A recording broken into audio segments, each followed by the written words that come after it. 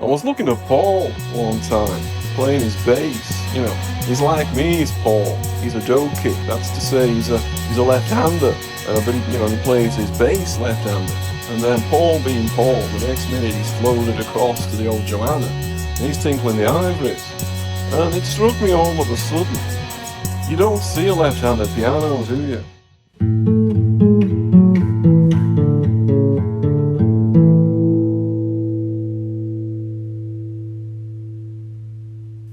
I've always been interested in phrases and sayings and things, which has sort of helped me to come up with some of my own, even, without thinking about it most of the time.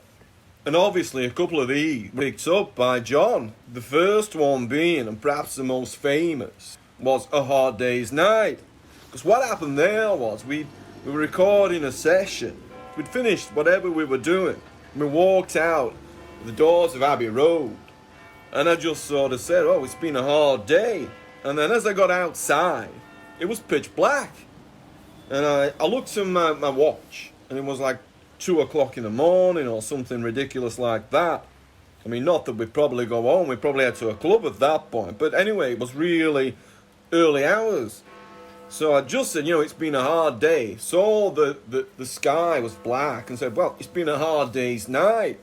Which John sort of like must have heard, and it stuck in his mind, because then he used that for the title of the song, which also sort of became the title of the film that we made, the first film.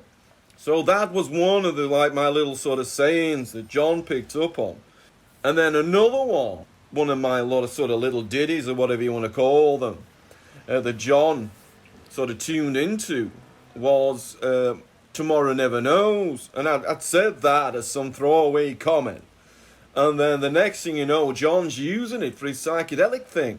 So, as I say, I've always liked phrases and sayings and things.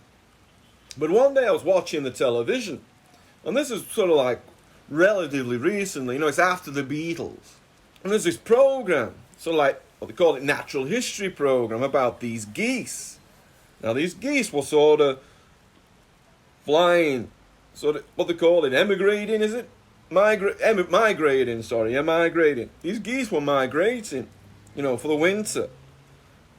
And I can't remember if they were coming from Canada or Morocco or somewhere abroad anyway, and to the UK. And this sort of particular bunch were going to sort of winter, or was it summer? I can't remember which way around they were going, but whichever way around they were coming to the UK.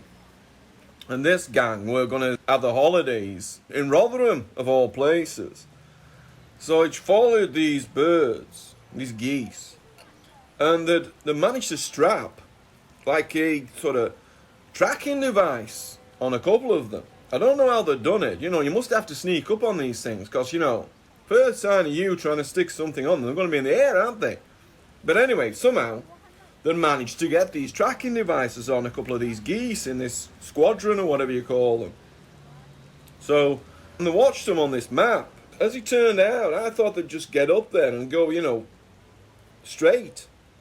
But they used sort of the curvature of the earth, and also the sort of different warm air and cold air currents, the thermals as they call them. And the path was sort of all over the place, really, as it reacted to the different weather conditions. And these, as I say, these thermals. So they sort of like, looked like a drunk making their way home, basically. And as I'm watching this, it got me thinking about, going back to phrases and sayings and things. And it got me thinking about that phrase, as the crow flies. So I'm thinking, if geese fly like this, what about crows? And if crows fly like the geese, then that's saying, how far is it as the crow flies? Indicating, the straightest sort of point between A and B.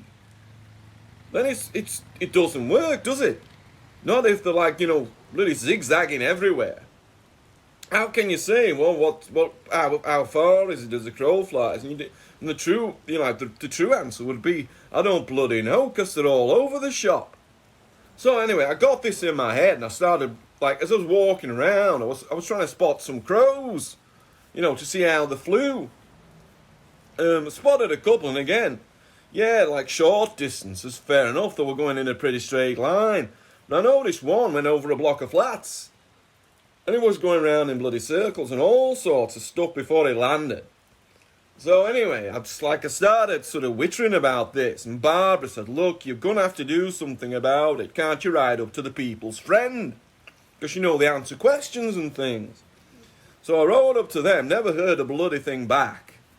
Bought a bloody 12-month subscription, checking every edition, but nothing at all. Oh yeah, you can ask them, when was the last King of the Isle of Skye?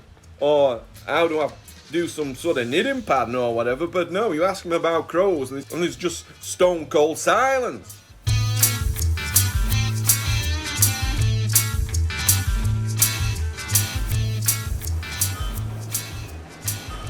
I was only making an observation, John. Well, keep your observations to yourself, McCartney. But you do, John. You look like Jimmy Hill. And now, for younger and less well-informed viewers, here's the football pundit, Jimmy Hill. Well, people were always saying I looked like John Lennon, the Beatle. I couldn't see it myself, and obviously I've got a much better right foot.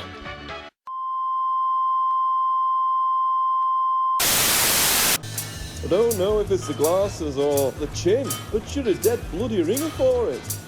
You finished? Oh, look, there's Ringo down there. I wonder what he's doing. I bet he's going on about the bloody crows.